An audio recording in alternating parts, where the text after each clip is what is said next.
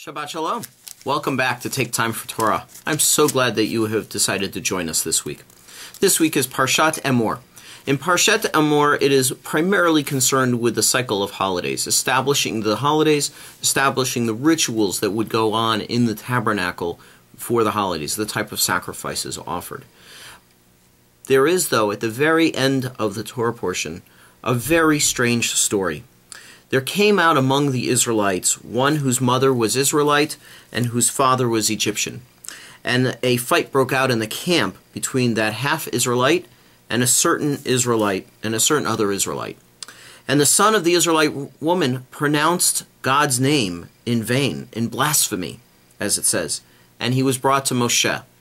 And now his mother's name was Shulamit Bat Dibri. Very interesting play on words, we think. A little bit Shulamit, the root, of course, is shalem, or wholeness, or peace. And Dibri, of course, is the root word of that is speech. But he was placed in custody until the decision of the Lord was made.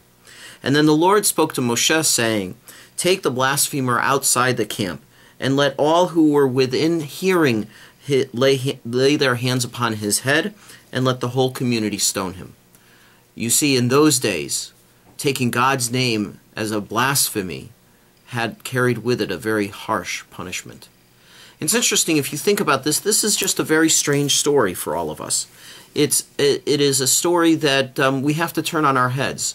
And the rabbis and others do turn it on its head.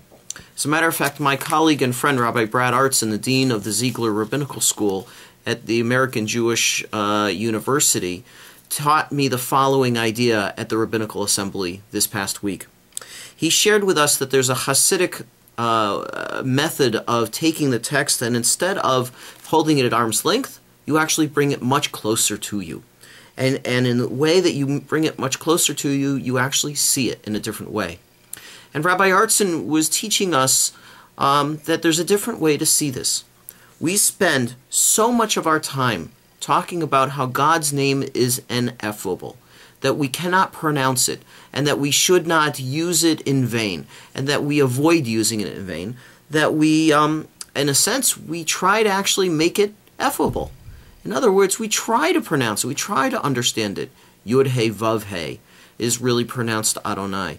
In a sense, we try to put a limit on who and what God is for us. And in a sense, we almost, as we are trying to put a limit onto God by trying to work to pronounce it, we actually blaspheme.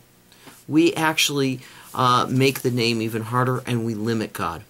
So he suggested, and this is a practice that I've tried this week, is that when we come to the word Yud He Vav He, or Adonai, that we should stop and say nothing. Baruch Atah, and go on with the rest of the verse of the bracha.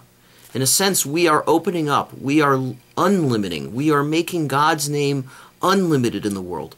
Why is this moving to me? This is moving to me because it opens up our horizons. To me, it opens up the possibilities not of the limiting nature of a word, but the unlimited nature of what our imagination can find and to create.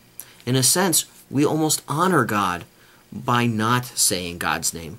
We honor God by imagining for ourselves the unlimited possibilities that God's name and that God has for us in our relationship with God. This is something I would like to invite all of you to try this week. Try saying a bracha. Baruch Atah Melech HaOlam Hamotzi Lechem Min Haaretz. We thank you, God, for providing us with the bread from the earth. But take it a step further. Think about how you could create limitless possibilities in how we work with one another by not limiting it, by using names in vain, by calling people out, by insulting others, by speaking lashon hara, words of gossip. In a sense, we're limiting that person and we're tearing them down. Instead, this week, find ways to build people up. Just as you want to expand the limitless possibilities of your relationship with God, so too look for ways to expand the limitless possibilities of a relationship with one other person.